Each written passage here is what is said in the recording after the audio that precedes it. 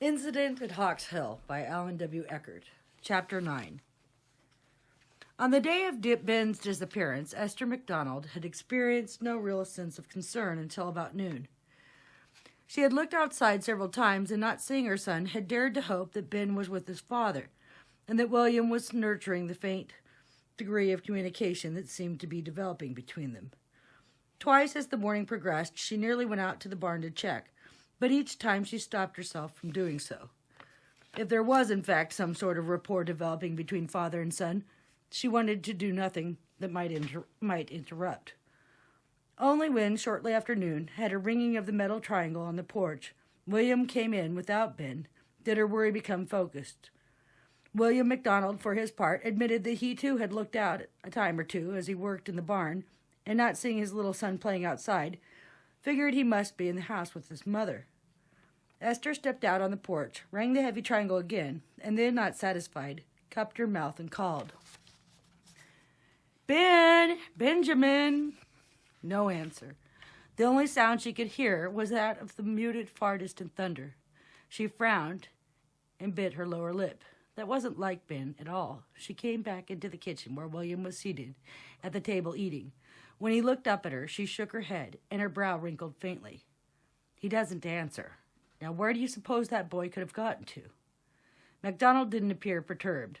"Knowing Ben," he said, cutting a slab of fresh bread from the loaf Esther had baked, "he's probably out talking with the chipmunk." He grinned to show he was just joking. But Esther bridled. "That's not funny, William. Ben's your own son." MacDonald shrugged. "Guess it wasn't funny at that," he admitted, "but I wasn't ridiculing him. I wouldn't worry about him, honey. The point I was trying to make was, you know how he's sometimes out for hours watching a wasp build its nest or following one of the sheep, or any number of things. He probably just let the time slip away on him, and he'll be running home any minute now. Fact is, he probably heard you clanging for lunch wherever he is, and I expect he's on his way now. Sit down and eat. If he's not back when we're finished, I'll go scout him up."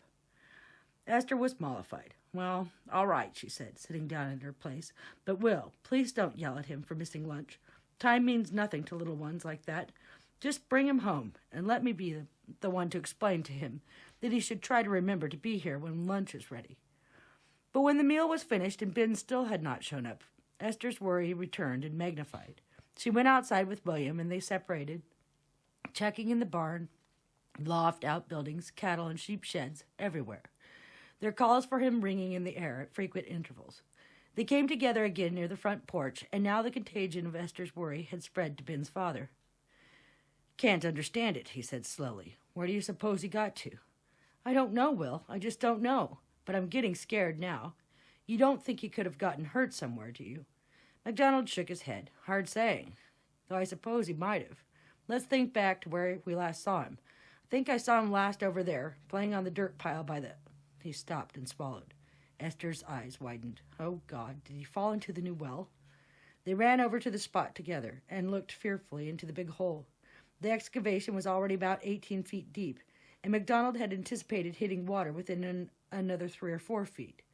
But the bottom was empty. Esther leaned against William's chest and cupped her forehead in one hand. Reaction had made her half sick. Relief that the child had not tumbled into the hole, yet increased worry because he still was not found. MacDonald patted her clumsily for a moment and then pointed at the dirt pile. "His tracks are there in the new dirt, but no way of telling from them which way he went from here. I'll get Dover saddled and take a little ride. Maybe he strayed off farther than he intended." Esther touched his arm and then tilted her head toward the heavy clouds building up in the west. "Find him soon, Will." He nodded grimly. "I'll find him. Don't worry." But William MacDonald didn't find Ben. For over an hour he ranged in ever-widening circles around the house on Hawks Hill, pausing here and there to stand high in the stirrups and shout Ben's name while continuing to scan the sea of grasses for even the faintest sign of him. More and more he swung his gaze towards the tree-flanked Red River, almost a mile from the house. Time and again Ben had been warned against going down there, near the swift river, to play, and he had promised that he wouldn't, but maybe, just maybe, this time he had. He struck out on a zigzagging course in that direction, but again there was no sign of Ben there or along the way. A chilling fear was gripping him now. The very helplessness of the boy, his small size, his total defenselessness, all were added weights in his mind, and he began imagining things. There had been no trouble with wolves in recent years, but might one have attacked him? A badger, too, could be very dangerous, and Ben had only recently seen one. And what about the bears? The big, lumbering black bears were normally shy and inoffensive, but suppose Ben had inadvertently blundered into one, surprising him. Might not the animal have attacked? What about the wolverines that sometimes moved down this way? They were mean ones, those animals, and even though it was usually winter before any showed up around here, suppose one did and encountered Ben. The pictures MacDonald was painting in his own mind sickened him, and he shook himself as if to throw them off. He renewed his searching. Close to 4 in the afternoon, with the storm almost upon him, he came back to the house mentally praying that he would find Ben had returned. Esther was on the porch, and clustered around her were John, Beth, and Coral, just returned from school. One glance at the anxiety in each expression was enough to show that Ben had not come home. He shook his head, and Esther stifled a cry. MacDonald directed his gaze at his eldest son. "John, get your slicker on. Range out towards the north and northwest for any sign of him. Stay within a couple of miles of the house. I can't imagine Ben going any farther away than that. I've already checked between here and the river, and a little to the south along the bank. Nothing. You keep on looking till I get back. Beth, you and Coral, help your mother. Look everywhere around here. Everywhere. In the attic, storm cellar, under beds, in the barn, wherever. We've checked all around, but look again. Pay attention to small places, any sort of place that he might have squeezed himself into. Esther, honey," he added, "I'm going for help. I'll get Burton, Mackenzie, Scorty, and some of the others nearby to help search, and I'll send someone off to North Corners to raise a bigger search party. No time to waste now. Be back as soon as possible." He reined it over around and dug his heels into the big gelding's flanks. The black horse galloped off down the wagon trail towards the southeast. It was just about then that the downpour began. The men came, Burton first, since his place was closest, then others by themselves or in groups of 2 or 3 or 4. William MacDonald himself returning with all 4 of the gangling Billington boys, telling Esther hurriedly that Joe Billington had sent his sons along and had himself volunteered to ride on to North Corners to organize a search party. The men and boys spread out in all directions, squinting against the pelting rain, their calls for Ben drowned out by thunder and drumming rain, or whipped away by the gusting wind. Just before dark, 3 wagons and 4 buggies, escorted by 11 mounted men, reached the house on Hawk's Hill. Some of the women folk had come along to stay at the house with Esther and the girls, bringing along with them whatever they had on hand to feed the searchers: pies, breads, roasts, hams, fruits, and vegetables. It seemed to Esther that there were 100 people in the house, with more coming in and stumping out all the time. But in reality, the number was not even half that. It had been agreed that positively no shots would be fired unless the boy was found. If he should be brought in, then a series of 5 shots each would be fired at intervals until all the searchers had come in. But throughout the stormy night, the search continued and no shots were fired. A massive breakfast was prepared at dawn and eaten by the drenched searchers as they showed up at the house to check in and then go out again. And with each new arrival, there was always a bombardment of the same questions. Find him? Did you get Ben? Any sign of him, at least? And always the answers were the same. No, even George Burton, probably the most experienced tracker among them, was baffled. "I reckon," he said on one of his stops at the house, not realizing how close to the truth he came, "I reckon the boy took out either straight up or straight down, 'cause sure to God he ain't nowheres round on the ground hereabouts, and they ain't no trace of him nowhere, nowhere." Esther, with Coral and Beth close beside her, was pale and drawn, and mostly she sat quietly, waiting, just waiting. And in the eyes of those who glanced her way, and then quickly averted their gaze, she read their growing lack of hope, their sympathy. She refused to acknowledge either. Somewhere out there was her little Ben, still alive, perhaps crying for her, waiting for help. They had to find him. They had to. They didn't. The rigors of the search began to tell on them. Eyes became grainy and red from lack of sleep. Unshaven men rubbed their stubby chins and shook their heads sadly at one another. Yet still they searched. Throughout the day and into the second night of heavy rains, they continued to look, their lanterns bobbing with an eerie glow far out in the desolate prairies. Some came in about midnight of the second night and flopped in exhaustion on the floor in the house or out in the barn. But after an hour or so, they would be up and out again. 2 nights and 2 days they searched, and it was not until near sunset of the second day, when the rain had eased off and the air had become still, that 5 shots in succession rang out from the MacDonald's yard. Searchers far out on the prairie hills heard it, and they sighed gratefully and turned their horses in that direction. William MacDonald was one of the farthest away and one of the weariest, not having closed his eyes, eaten, or rested since the search began.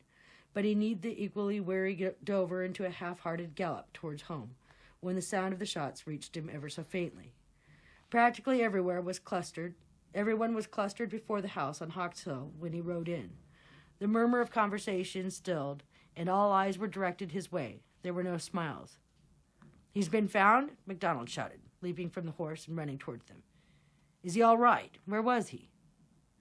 Esther ran up to meet him and flung her arms around him, burying her face in his shirt front and shaking her head. "They didn't find him well. They didn't find Ben." MacDonald's face became suffused with anger, and he glared across the faces. "Who fired?" he demanded. "Who fired that gun when Ben hadn't been found?" Joe Billington stepped forward. In contrast to his rangy sons, he was a short, heavy, oaken-barrel sort of man. "'Twas my shots, you heard, William MacDonald," he said. "I meant him to call you in. It's no use any more, man. The boy's gone." "You're quitting the search." MacDonald seemed bewildered. "Aye, there's no more use. We've talked it over among us. If there was any hint, any faint suggestion that still he lived, even if there was only a clue about which direction he went, we'd search on. But you have to face it, man. There's not been that first wee sign of your boy." MacDonald started to speak, but Billington stopped him with a gesture. He was grimly sorrowful. "I know how you're feeling, MacDonald. I'd feel the same were it one of mine. But look, man, you've 32 searchers here, counting yourself and John, and we've all been searching steadily for 2 nights and 2 days, and in all that time, all that ground covered, there hasn't been that first little sign of him. We figure there's only one thing that can mean: the river. He must have fallen in and been swept away without a trace left behind. MacDonald, no man of us think of leaving you if there was hope. But there's just no hope. I'm sorry." Robert McKenzie, a tall, sturdy man with hair almost white, though he could not have been much over 50, spoke up now. He had been MacDonald's neighbor for 18 years and probably was closer to him than any of the others. But McKenzie, too, had no hope. "Afraid he's right, William. Without any sign on the ground anywhere of Ben, the likeliest thing is that the boy went down by the Red and somehow tumbled in. If so, God only knows where he might be now. The way the river's gone into low flood with this weather, he could have been washed clear down the lake by this time." He paused and added, "We're sorry, William, all of us. We've done our best, but there's just no more use in hunting. One of us would have found sign of him somewhere if he'd been out there." He swept an arm out, indicating the prairies. MacDonald had begun shaking his head as Joe Billington was talking, and had continued to shake it at intervals until now. He knew he should be grateful for all the help they'd been, for enormous effort that they had all expended in this search, but all he could think of now was that they were deserting him, leaving him without help, and even trying to take away his hope, his and Esther's. He shook his head a final time, and his voice was tight with bitterness. "You're wrong," he said. "All of you. Esther and I, John and the girls, we thank you for your help, but we cannot accept that he's gone. Go on home if you want. We'll keep on looking. Ben's somewhere, and we'll find him." There was nothing more to say. A few in the crowd were mildly irked that this Scotsman should be so ungrateful after all their efforts, but mostly they understood and sympathized with him and Esther. But the reality of the situation was clear. It was not their fault that Ben was lost and that he had not been found. They had searched long and hard, and it was highly unfair to expect them to go on searching indefinitely. And yet, in the majority of them, this justification still left a bitter taste, and they carried with them a sense of embarrassment, even guilt, as they turned away and climbed into their buggies and wagons, or straddled their horses and filed away down the rutted trail. They stood and watched them go, William and Esther MacDonald, aware that John, Beth, and Coral were watching them silently from the porch. William put his arm around her at last and gently turned her towards the house.